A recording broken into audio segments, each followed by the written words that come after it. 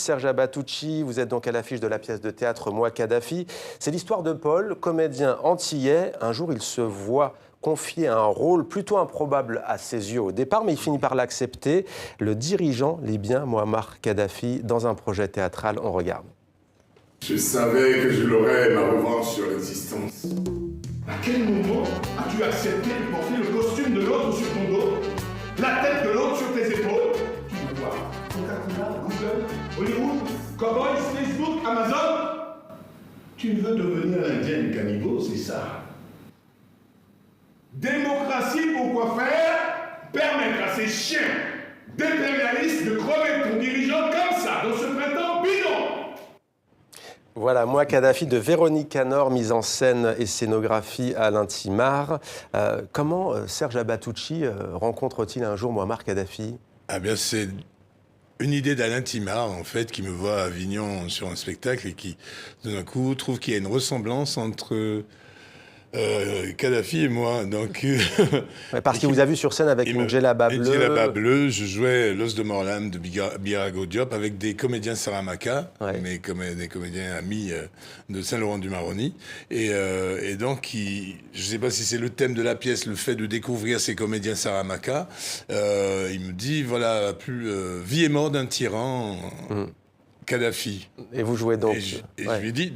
Moi, je suis preneur parce que ce thème m'intéressait, puisque c'est vrai que dans ma jeunesse, dans les années 70, c'est vrai que par chez nous, le leader Kadhafi, le colonel Kadhafi, était vu comme un porteur d'espoir, parce que c'est lui qui parlait de l'unité africaine, l'Afrique unie, et aussi la décolonisation. Donc il y avait un écho dans les Antilles, dans toutes les colonies appelées départements d'outre-mer, mais qui ont le relent encore des colonies.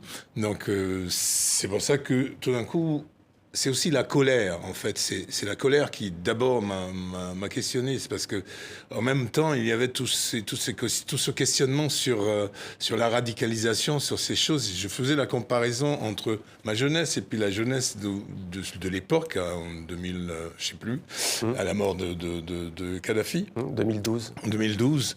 Et je faisais le parallèle en me disant, mais c'est quand même quelque chose, parce que cette colère, on en fait quoi? Cette colère est condamnée, elle est condamnable peut-être, mais elle est toujours condamnée et elle n'a pas de... On ne creuse pas les causes, la raison, et puis elle a du mal à s'exprimer. Ouais. Alors je corrige juste, je disais 2012, fin 2011, hein, la mort de Mouammar Kadhafi. Qu'est-ce que ça... Alors vous jouez Paul, donc, pour qu'on comprenne bien. Qu'est-ce que ça va provoquer chez ce comédien de se mettre dans la peau de Mouammar Kadhafi?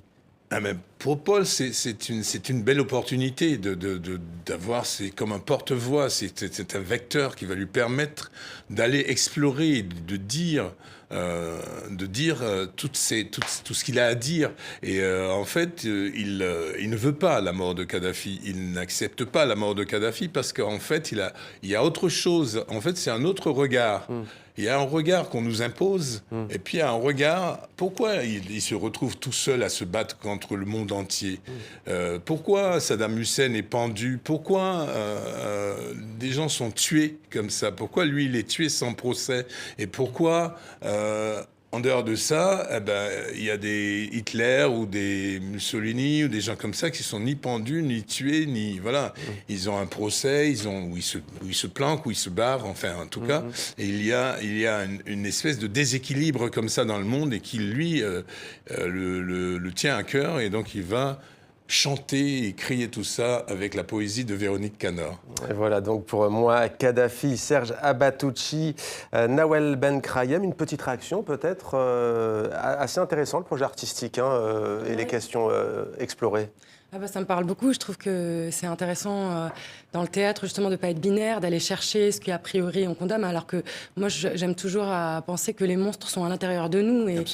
Et c'est des thèmes que j'explore aussi. Et puis je vous pose la question parce qu'à un moment donné, alors dites-moi si c'est ce qu'on a appelé les printemps arabes, mais Paul, le comédien, donc Mouammar Kadhafi, dit printemps maudit. Il s'agit des printemps arabes? C'est printemps bidon, pardon. Printemps bidon, c'est là, à ce moment-là, c'est le dictateur qui parle, c'est celui qui est devenu fou et qui tue les siens, quoi, parce qu'il est cerné.